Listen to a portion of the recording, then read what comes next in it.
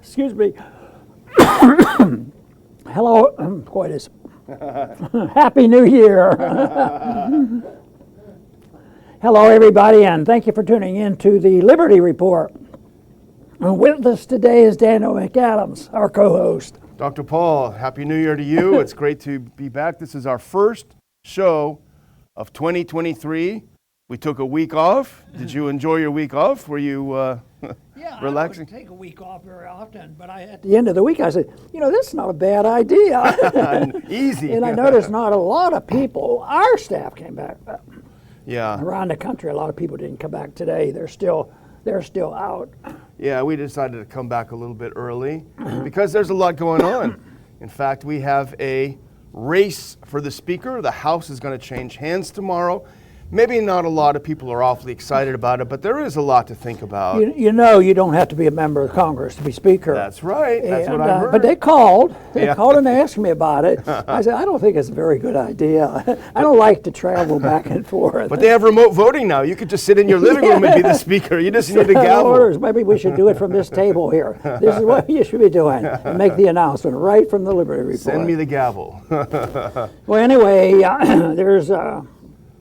there's a fuss going on, so what do we have at store? Yeah, let's put it up now. There's a real question as to whether McCarthy is going to get that vote. He's got 222. We can put up that first one. Here we go. He's got 222 Republican members on the House side, and he needs 218 votes on that. So he's got a very, very small margin of people who are not happy with the fact that he has been known as a mainstream Republican. He's been known as someone who makes a lot of deals. He's also been known among the more conservative members as someone who they believe has Trump derangement syndrome, a very, very anti-Trump.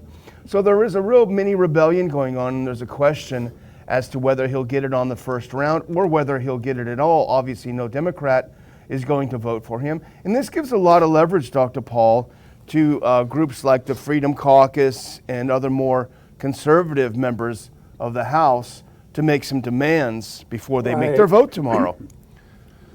Well, somebody asked me, what would I be doing about this? Probably not a whole lot, because I never got excited about these elections.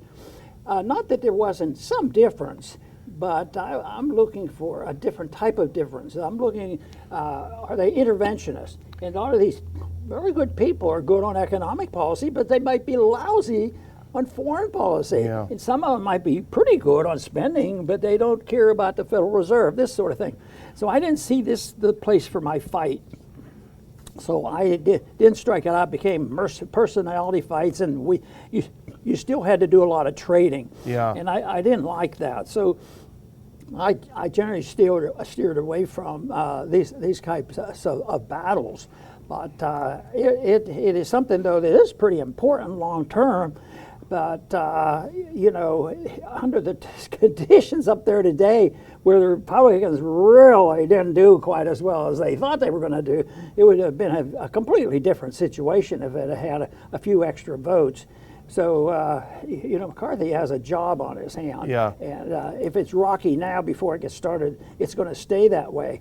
Because if they get into issues and there's allowed to have more individuality from the floor, the Democrats get to use that too. And I think it's going to see a lot of longer sessions. But the big picture for me is, will they cut spending? Will there be a less increase in the deficit?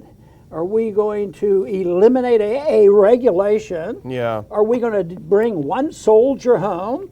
Or are we going to continue to send our FBI and CIA around the world? I see the CIA's in Russia right now. Yeah, that's really what I think is a great idea. But there's not that's not what they're talking about. So that's why I cannot get excited about it. But the strongest argument they have for McCarthy, if they sort of lean in my direction, would be that a vote against McCarthy has to be interpreted as a vote for Biden. Biden gets a pass on it, and the Democrats get a pass. So there is something involved there. But I probably am always inclined to look at the big picture of what are they violating, and then if you narrow it down. And you do a test on these people, what percentage of the time all of them would be purists on the Constitution. Thomas Massey's the only one that I can get excited about, in the House. A few others are good, but I mean, to really go to the mat and think that's going to improve things, because I can't see how that everything gets patched up over there with all this angling, because it isn't there. The financial system is bankrupt. There's a moral bankruptcy involved, and there's a political bankruptcy in the sense that Congress is just run out of any controls at all. So I'm rather pessimistic to think that if McCarthy is capable, ends up getting his votes and wins on the first ballot, which a lot of people aren't predicting. If that happened, I wouldn't say, wow, now we can sleep better. It just isn't that way. It's interventionism is a very bad disease in Washington, and no matter how hard people try to be more attuned to the Constitution, the obstacles are just horrendous.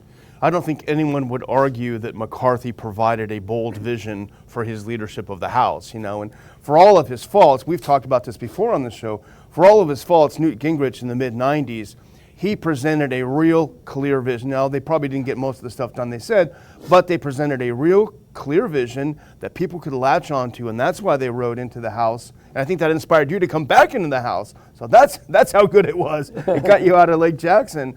The other thing is, I think the Democrats knew that Pelosi has been weak for a while, but they rallied the wagons, they circled the wagons and said, look, this is not a fight we need. We've got an agenda to do. And so the Republicans bickering about this, you can make an argument, will weaken them overall.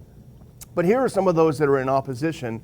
And as you say, for the most part, there's some good things about these guys. They speak out pretty well. Let's look up this next one. Now here's Matt Gaetz from Florida, who's very outspoken and on many things quite good. He said, I'm not voting for Kevin McCarthy for Speaker because he's just a shill of the establishment. The reason most of my Republican colleagues are supporting him is because they benefit from the redistribution of lobbyist and special interest money from McCarthy to their campaigns. That's a pretty strong statement. He is not going to be getting any warm fuzzies if McCarthy is Speaker. Let's look at the next one. Andy Biggs from Arizona, a decent guy, makes a lot of good points. He says, I don't see any scenario where I'd support Kevin McCarthy as House Speaker.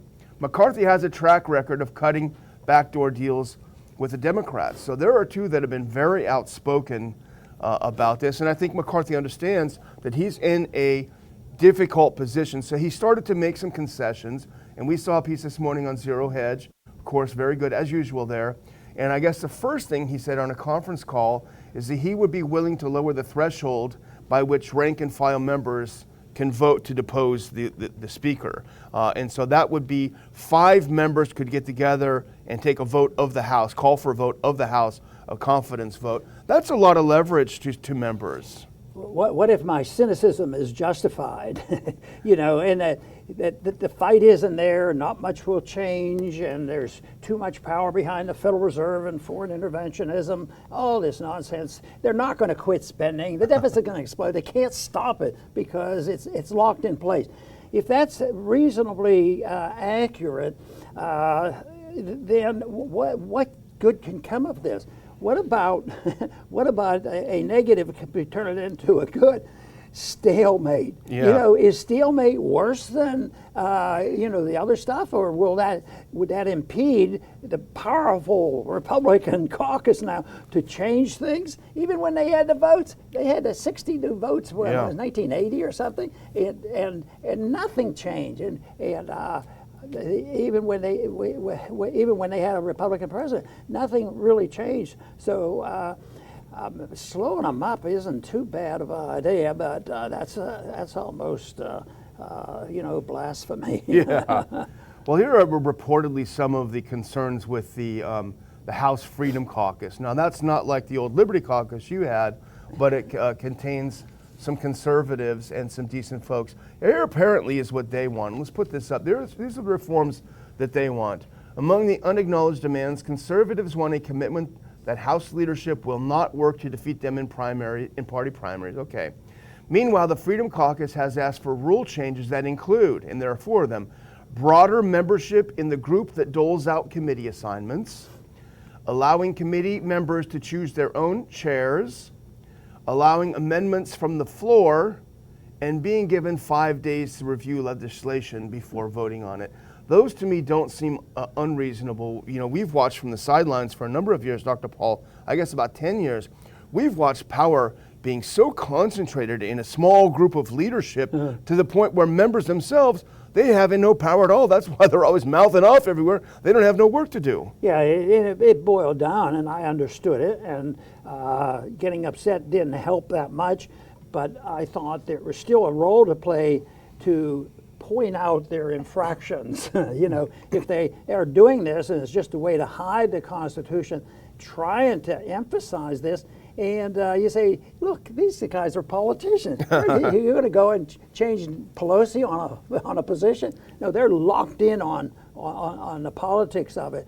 But that doesn't mean all of it did, because I was always so pleased there, because I don't believe in overly pressuring people thinking I'm going to have influence, you do this and that. But very often individuals, that always pleased me the most, is when an individual would catch me sitting by myself, and the vote up there was 310 to 1.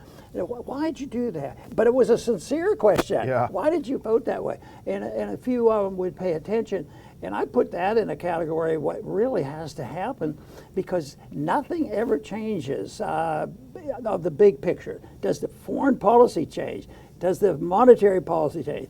Does the attitude about deficits change? It just isn't that way. Even though the people we're hearing from right now, I believe what they're saying, and they're willing to take a stand and even risk their political career by standing for something.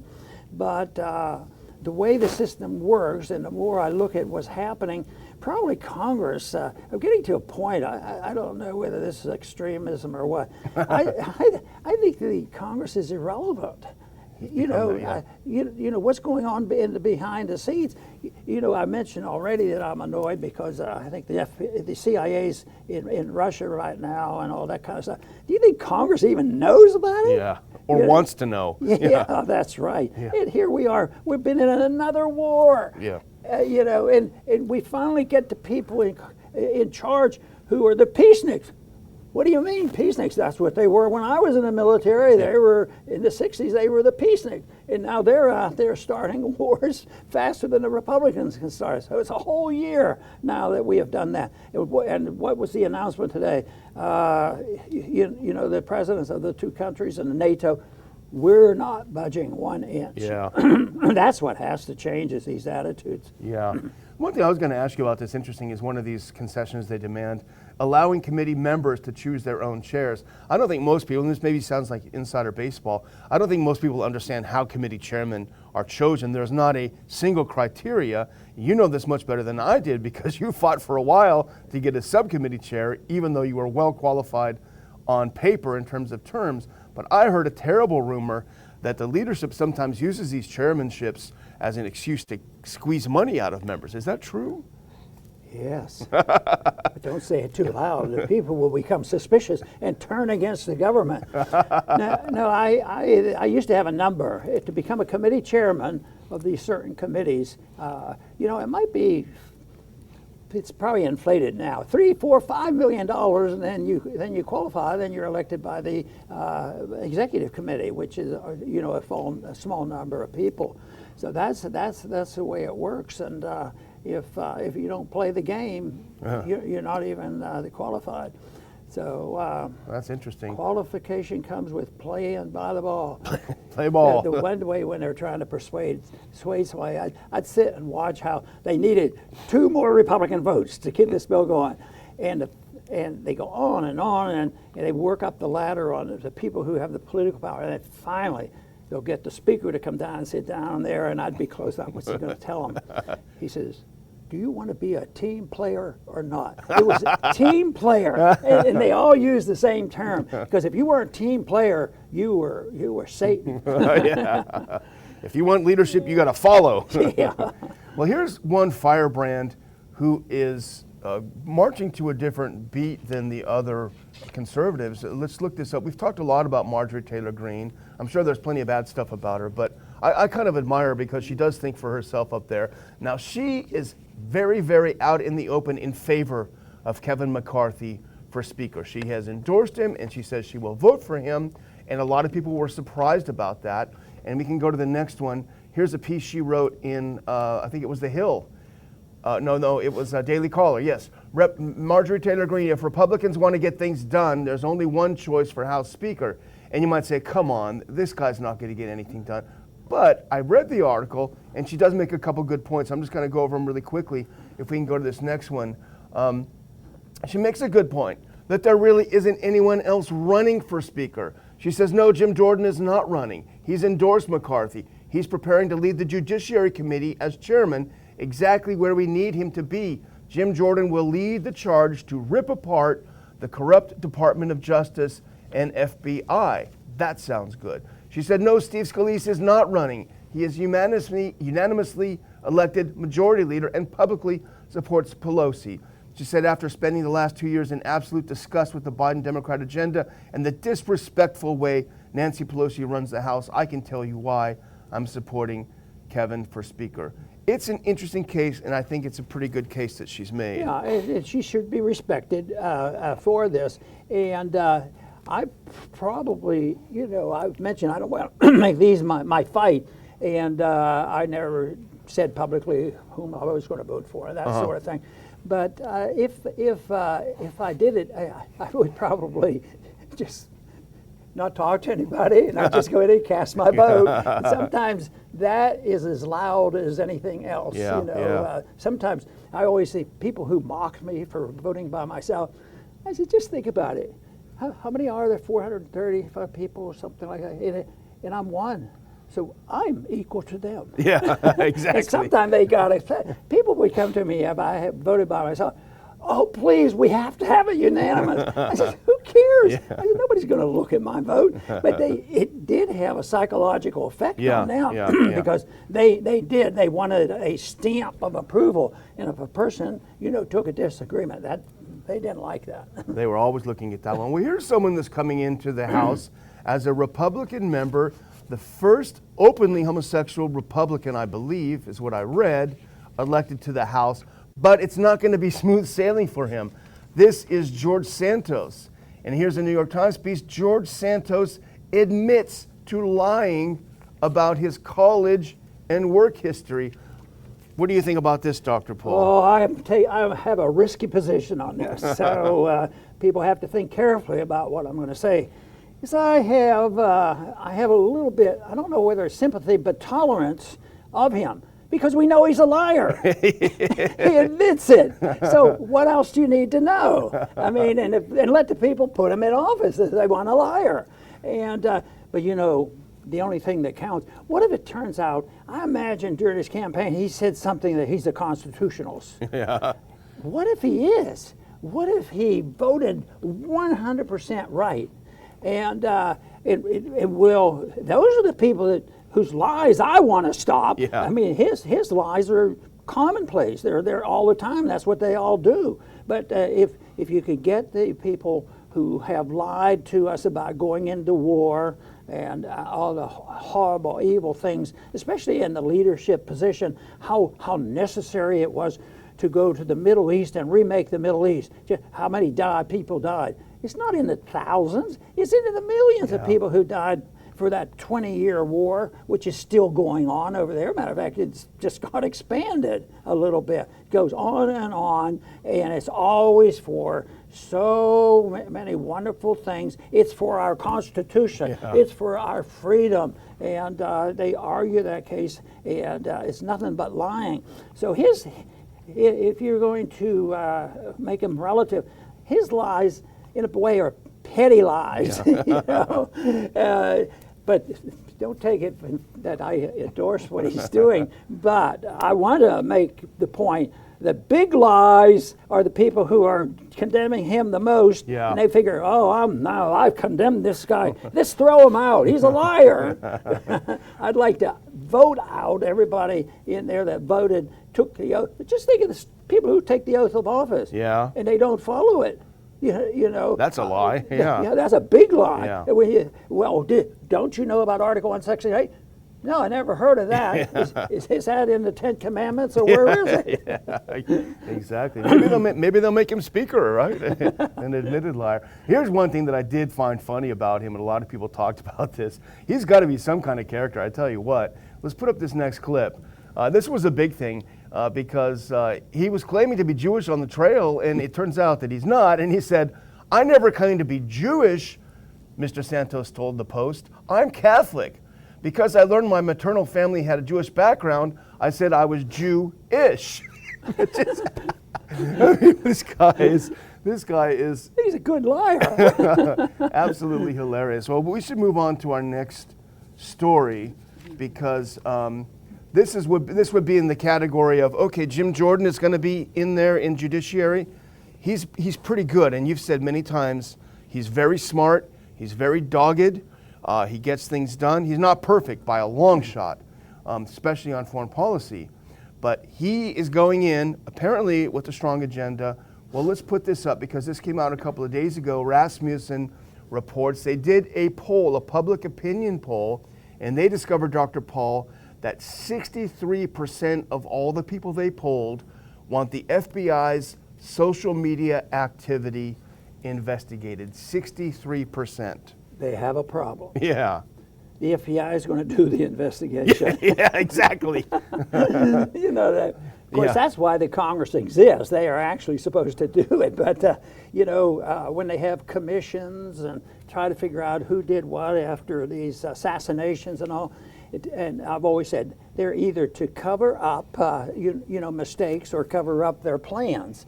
And in many ways, an investigation of FBI. Who will be checking up on the checker-ups, and that's why. But there still should be an effort made. It took way too long for the people in the United States to get up into the 60% to realize that Oswald didn't kill Kennedy all by himself. It probably wasn't even involved, and the corruption that occurred there. And that's when we should have been talking about the FBI and the CIA back then, because those were big events that occurred. That's where the power and the control is the control of the FBI and the CIA, not who's going to be speaker next week. I mean, that's important, but it's nothing like who the CIA works for, and they're above the pettiness of getting elected to something. But that's what's happening right now, and I think it's great that 63%. But people better realize that there's going to have to be a very, very special way of exposing it. And I think it's starting. I mean, Jordan. I think Jordan's going to be good. Yeah. I think there's a few in there, and emphasizing those individuals who are tigers at exposing. That's what we need: exposure of what's happening, and that is why I think it's important that we have these tigers that in there, because they're bright and they're not fake. I don't think we can find them and start kidding or about them lying and making a joke of it. I think they're very serious about what they're want to take care of. Yeah. Let's put up this next clip because this is from the article from Rasmussen, and these are just the numbers that they've come up with. 63% of likely U.S. voters believe Congress should investigate whether the FBI was involved in censoring information on social media. Only 22% oppose such an investigation, according to the survey. Even if the numbers are remotely like this, you could say a Chairman Jordan would go in there with broad American support. And I'm thinking about this: what would a committee or what would his Judiciary Committee look like in investigating this? I would think the worst mistake would be to do what they did with the January 6th committee and make it all about politics. He's got broad support for doing this. if I were him, and thankfully I'm not, I would make a real effort to make it a bipartisan look into this, you know. It's a joke if they don't do that. They ought to act a little more mature. Because I think the committee, I think it would be good if they exposed and said, here, we have 10 things that are infractions about pretending that was a true hearing and exposing the truth. And just list them, like the opposition. The Republicans weren't involved in this, and also the whole thing that the evidence. You know, if you're on the defense, you're supposed to have the evidence of what the prosecution's presenting, but they got nothing. I mean, how about the videos? Someday those videos will come out. But you know, they're still. But you know what? It's powerful. It's a powerful enemy. They're still begging and pleading to get the videos out on, JFK's assassination. And you know, Republicans and Democrats have been there, and they all do the same thing. So that is the issue that the people who involved in the control of people I claim are involved in the coup. They run things. The deep state. They're the ones who make this decision. Congress, you know, came back and, the people are waking up. We'll have to have another hearing. And then when they have that 20 or 30 years after Kennedy, and they changed the rules and said, by such and such date, you have to release the material. The material came and went. No, did it? It was, whether it was a Republican or Democrat, they still won't release it because it's national security. It's your security because you know you'd be thrown out on your ear if we find out what you really have been doing. Exactly. Well, I'm going to close out, Dr. Paul, just by thanking our viewers for coming back. We were away for a week, and we were worried nobody would be watching us, but I'm looking here at the screen, and I see many of you are watching us, and we appreciate it. I also want to thank everyone. We kind of have a frenzy because we're a 501c3 educational charity, and of course at the end of the year it's all about raising money because you want to get that credit for your 2022 tax forms, which is understandable. Uncle Sam doesn't get your money. You can give it to a cause you like. That doesn't mean you're limited to that time, but it's kind of a frenzy. So we did spend a few days feverishly writing to a lot of you who are signed up, asking you to make that contribution. I can say, Dr. Paul, that I'm very pleased because the response was tremendous. The best we've had in years in terms of the number of supporters, the number of people. And a lot of people gave $5 or $10. A lot of people gave more. But it was just great to see the number of people coming forward to help keep this show alive, to have our conferences in 2023, our projects like the Ron Paul Scholar Seminar, and many other things we have planned. That's all thanks to you. And so a lot of deep thank you for those of you who responded to our call for tax-deductible donations. And we hope you'll continue to support us this year. Dr. Very Paul? good. I'm going to close out by refreshing our memory on an issue that we have covered thoroughly. Very early on, we questioned the whole process of dealing with COVID and the lockdown. And now a lot of people agree with the position we had and still have. But because it's not in the news and a lot of people have been discredited, some of the doctors have recovered their reputations, but it's still an issue. It's alive and well, more so than I want it to be and more than I really expected it to be now. But I think Wokism is still epidemic and it's around the world. I don't think, oh, well, that happened in New Zealand or that happened in Australia, which it is that whole ideology of Wokism, which is cultural Marxism, is very, very vicious, and it involves, the deep state and corporatism and all the rest, the university professors, and they're in charge. But Wokism now is still alive and well. I have two little clips here. I just want to read the headlines on it because the epidemic is still out there, but it's an epidemic of the spread of Wokism, and unfortunately, enough people haven't awakened enough to say enough is enough. Let's quit this nonsense.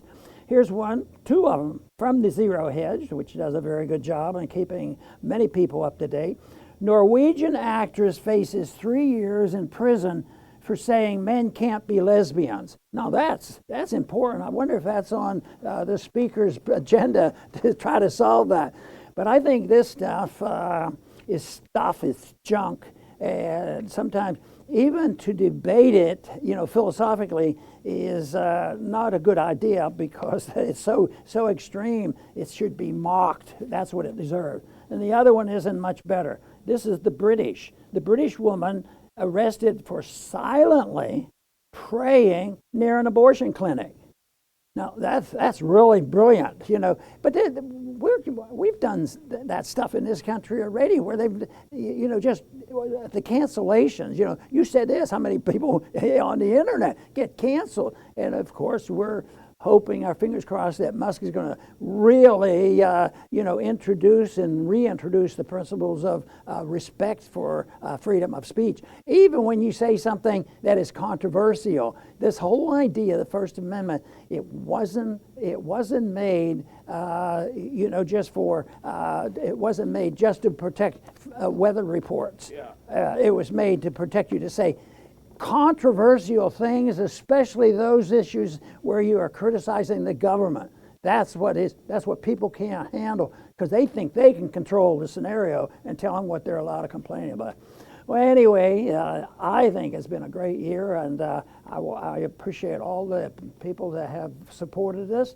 And we're going to be around, and please come back soon to the Liberty Report.